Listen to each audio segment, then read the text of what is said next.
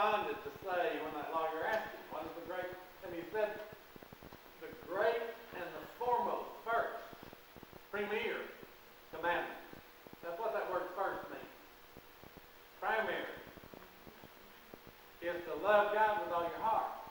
And then he gave the commentary, or the addition, if you will. The second one is like it. I believe that what he means is the second one is great, like the first one. Now, I might be wrong about that, so y'all can deal with that like you want to. But the second one is great like the first one. And how is it great like the first one?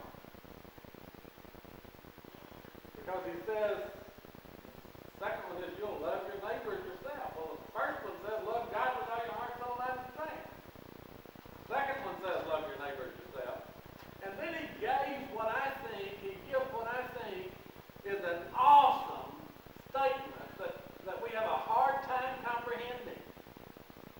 On these two commandments, he said, hangs all the law and the prophets. All the law and the prophets depend upon these two commandments. Love God with all your heart, soul, mind, and strength, and love your neighbor as yourself. Now, I believe that it is great like the first one because it defines the keeping of the first one. It's not an addition to the first one. It is part of a whole. On these two hangs all the law and the prophets. Now, I'm going to tell you where I'm going, and then we're going to go, and I'm going to tell you how we got there. You know that in 1 John chapter 4, verse 20, John said to those saints, if a person says he loves God and hates his brother, he's a liar. Because if you can't love your brother who you can see, you cannot love God whom you cannot see. Now, y'all know my commentary on that, folks. I think we humans live just the opposite.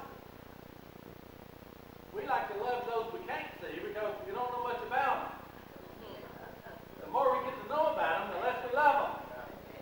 So if we can see them, you see, we don't love them as much because we see their flaws. And that's not the God loves. See, God said, if you can't love your brother who you see, then you can't love God whom you can't see. It's impossible to do that. So I'm going to try to make some applications of that this morning. But a most powerful statement is that on these two depends the law and the prophets. Now, there are three contexts in the New Testament that help us give that definition. And that's what I want to look at this morning. Those three contexts in which the teachers of the New Testament tell us that here's what the law depends on. Here's what the law depends on. The first one is a statement Jesus makes in what we call the golden rule. Now, we don't always quote the end of that golden rule. The golden rule says, this is New American Standard, but in everything, therefore, and if therefore is the conclusion, by the way, then we're going to have to go look at what went before. But in everything, therefore, treat people the same way you want them to treat you. And then look at what Jesus says. For this is the law and the prophets. This is the law and the prophets. To treat people the same way you want to be treated. That's the law and the prophets. Now, do we think like that?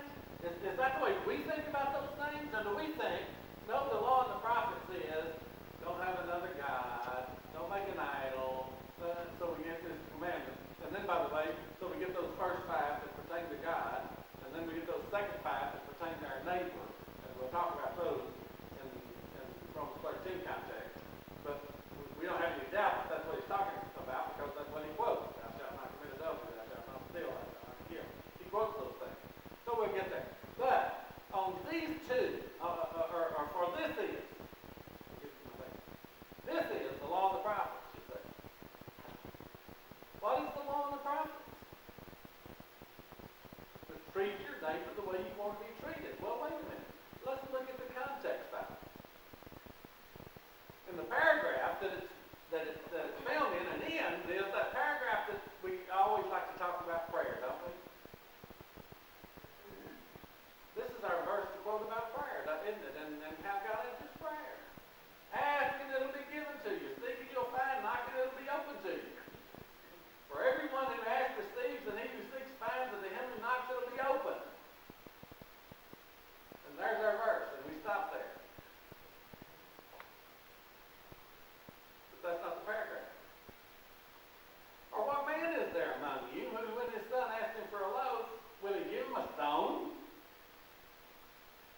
Or if you ask for a fish, he'll not give him a snake, will he? So if you, what? Being evil, know how to give good gifts to your children, how much more will your Father who is in heaven give what is good to those who ask him? Therefore, so then, in everything, therefore, you treat people the same way you want them to treat you. For this is the law of the prophets. Do you see that conclusion drawn on the verses? So if your children ask you, say, I'm hungry, I'd like to have some bread. And what are you going to give them? Well, you're going to give them bread, aren't you? If they ask for a fish, you ain't going to give them a snake, are you? Well, that's the way God treats you. When you ask God, he gives you that's what you ask for. Remember, it's asking for God in God's way. Remember that. That's what God does.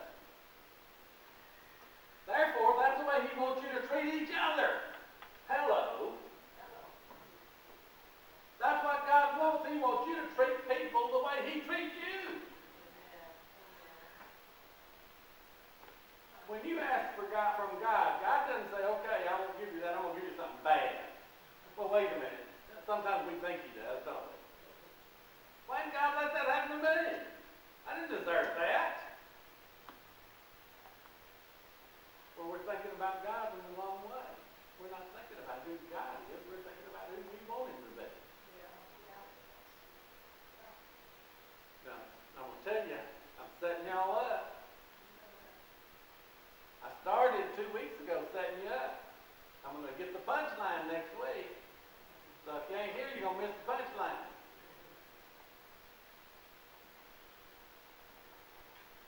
This is the law and the prophets. How is this the law and the prophets? Well, this is treating people like God treats you. If you love God, then you want to be like God. If you love God, you want to yield to God. You can't be yielding to God if you're treating your brother badly. You can't be loving God if you're treating your brothers and sisters sinfully. That's not love.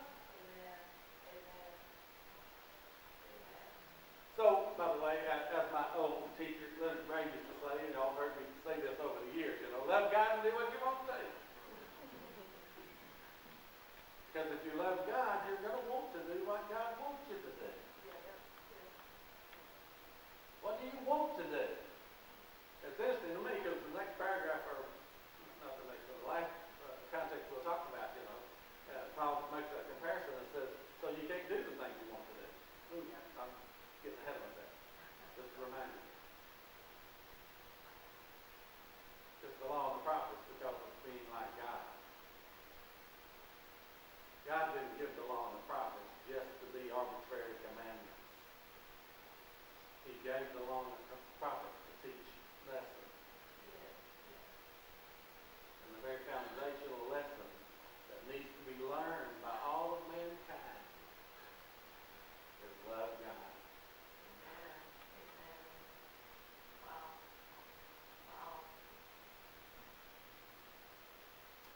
This fulfills the law. Which brings us to the second context. And in this context, that's what Paul will say. The first context he said, for this is the law and the prophets. In the next context, he'll say, this fulfills the law. Romans 13:8 through 10. Owe nothing to anyone except to love one another. For he who loves his neighbor has done what? Has fulfilled the law. Now notice that Paul don't say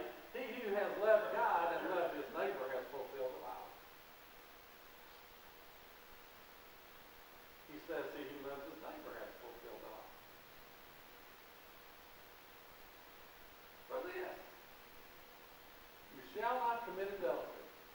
You shall not murder. You shall not steal. You shall not covet.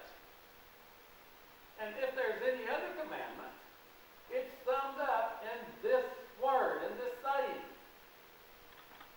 You shall love your neighbor as yourself. So what do all these commandments say? What do they shout? They shout, love your neighbor. This is love your neighbor. Because Paul's going to say, love does no wrong to a neighbor. Therefore, love is the fulfillment of the law. Wait a minute. The law was given to help us to do what? Do no wrong to our neighbors. So he defined that relationship, didn't he? He defined those relations and what you ought not to be doing to your neighbor if you're loving them. See, love won't do those things. Love don't do wrong to a neighbor. Love don't treat a neighbor wrong. Now, this is not one of the contexts we're going to look at, but maybe we will after I get the punchline. But Luke records the lawyer coming to ask Jesus, what is the greatest commandment of the law? And Jesus says, love God with all your heart, soul, mind, strength, and the second is like to love your neighbor as yourself. And the man responded to Jesus in Luke's account. The man responded to Jesus and said, you've answered well. You're right. But Jesus knew he was right. That wasn't why the man was asking the question. He said, you're right. But who is my neighbor? Uh-oh, that's the question, isn't it? That's the question we want to ask. And we don't like being told the story of the Good Samaritan, do we? We kind of like them. We don't like that Samaritan story. Because when it comes to people we don't like, we don't necessarily want to be helpful, do we? Now that's another story. Yeah, that's another context. I'm sorry. So, notice the commandments quoted in Romans 13. It says, I didn't put them up there. Thou shalt not kill. Thou shalt not murder. Thou shalt not steal. We read them. Y'all read those. What are those? Where are those commandments from? Well, we know those are the 10 Commandments. Those are on the 10 words, the 10 Commandments. Now, what in the world is Paul doing telling Christians they got to keep the 10 Commandments? They're not under that old Mosaic covenant.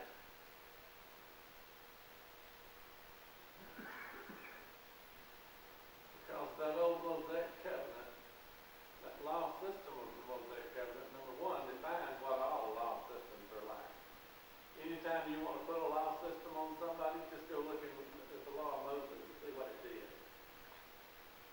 Anytime somebody comes putting a law system on you, just go look at what the New Testament says about those who put law system on people.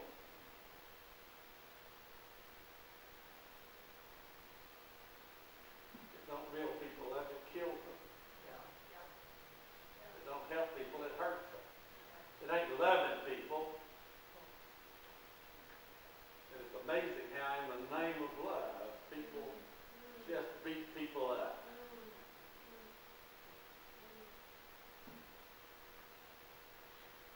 Notice the application of those commandments. Don't kill, don't steal, don't. Love is the fulfillment of the law. Love fulfills don't kill, don't steal, don't covet. Now, isn't it interesting that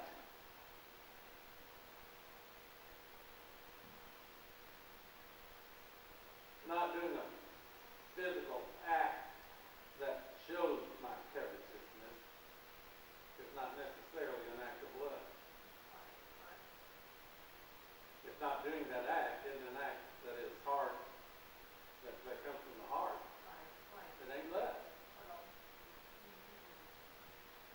Just because I don't kill you don't mean I love you. Just because I don't go take what's yours don't mean I love you.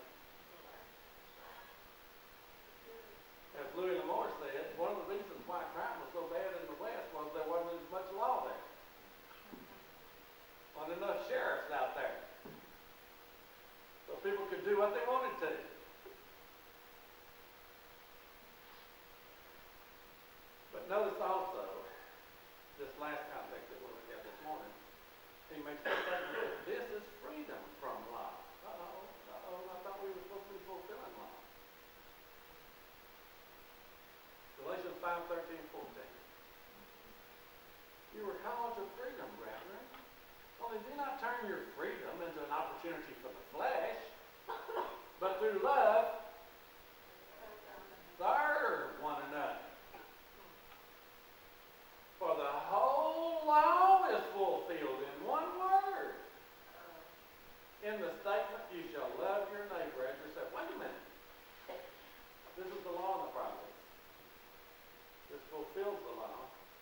Now, this is the whole law.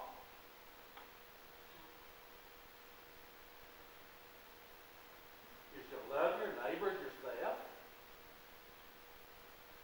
Because if you're not loving your neighbor as yourself, folks, you ain't loving God. Who's the one that we're supposed to be loving.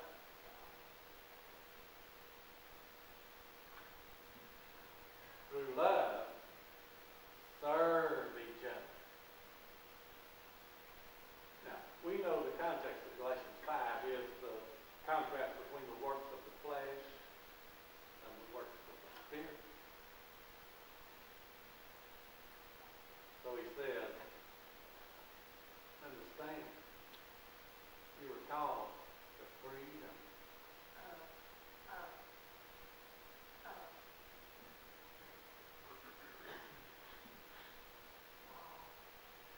So he kind of sums up the contrast when he says the fruit of the Spirit is love and joy and peace and patience and kindness and goodness and faithfulness and gentleness and self-control. And look at that last phrase. Against such things, there is no law. There's freedom. There are no restraints. There are no limits placed on how much we can love and have joy and patience and kindness and goodness and faithfulness and gentleness and self-control. There are no limits placed on those kinds of actions. Because those actions are love. And remember that that's the fruit of the Spirit. The Holy Spirit. The God Spirit. The Spirit leads us. Well, wait a minute. The Spirit is God. Love God with all your heart, soul, mind, and strength. You're going to love just the Father. Or you have to love the Son because the Son's God too, isn't it? And you have to love the Spirit because the Spirit's God too, isn't he? And all of God demands of us love. We see the love expressed and manifested in Jesus. For God so loved that he gave his only begotten Son. How do we love? And the Spirit leads us to that outcome, to that end. Love. To the place, folks, where we're really free. You know, love is just freedom. Because if you're loving, you can do what you want to. But wait a minute. We're loving and doing what we want to, and we're treating each other badly. So what do we got to do? We have to learn how to understand what loving really is. What love actually is.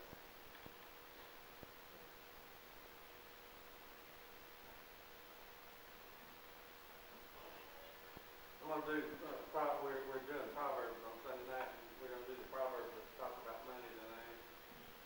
Covetousness and loving, you know, wanting the get rich quick schemes and all that kind of stuff, you know. Y'all want to get rich quick,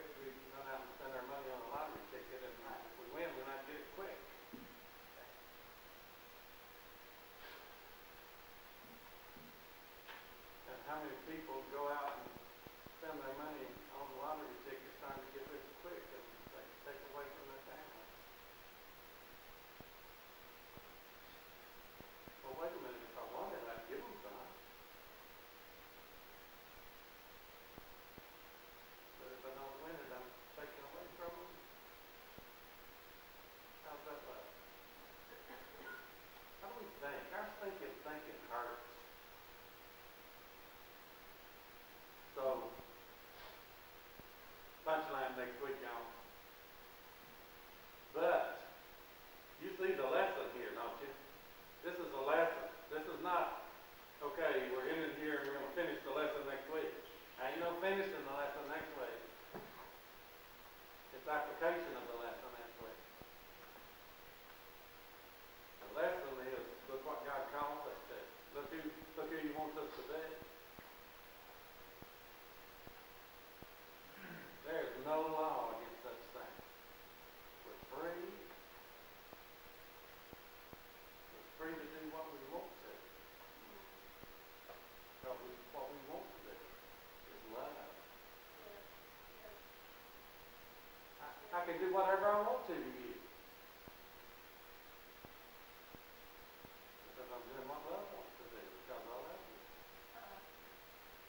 If I'm not doing what love does to you, so guess what that says about my want? Guess what that says about my want to?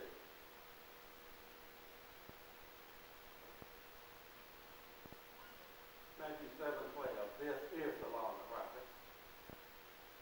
Romans 13:10. Love is the fulfillment of the law. Galatians 5:14. The whole law is fulfilled in this.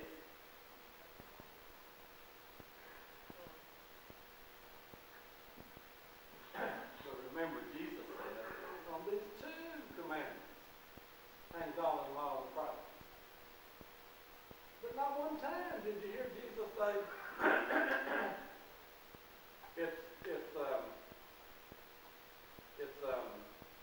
not worshiping idols and not worshiping another God.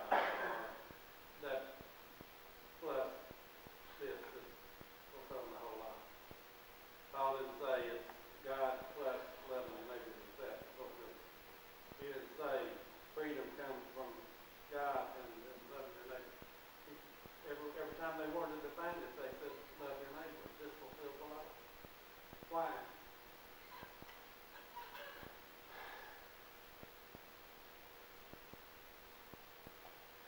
We think externals, don't we?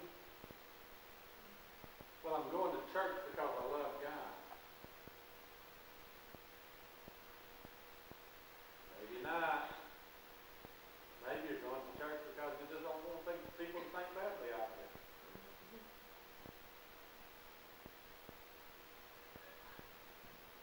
Loving your neighbor is an expression of loving God. How you live is an expression of your love for God. If one says I love God and hates his brother, he's a liar.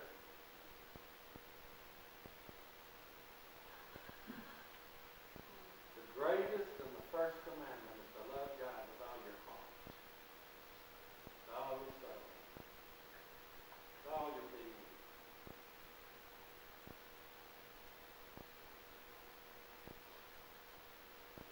You love God and hate your brother, you're a liar.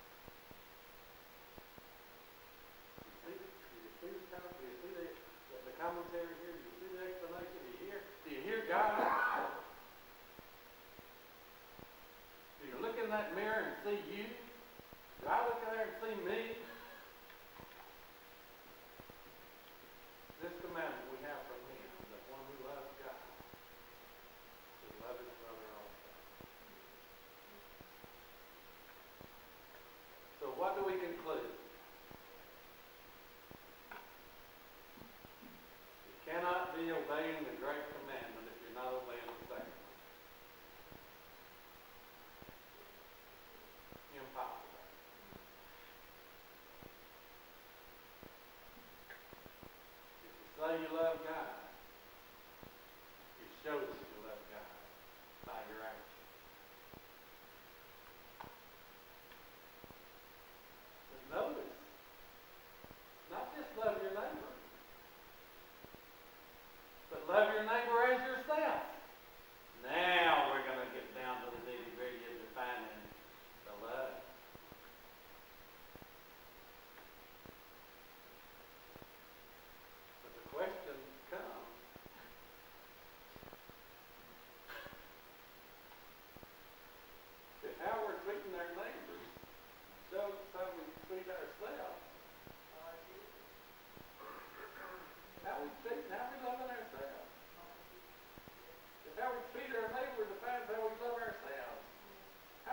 ourselves. That's where the flesh creeps in sometimes, folks. But not just sometimes, but a bunch of times. Spirit. Freedom. The Spirit.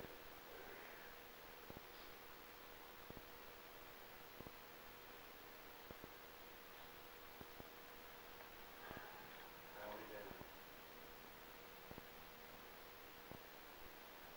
What are we showing? What are we understanding? What do we believe?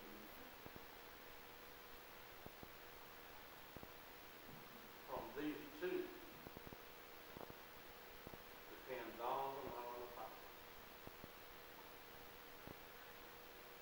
And God gave the law to teach us about Him.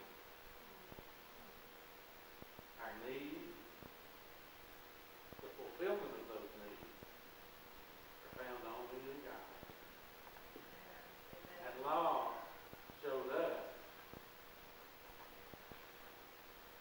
that we weren't pursuing God. We were pursuing self. We were pursuing sin. And God still loves us enough to send His Son and still pursue us.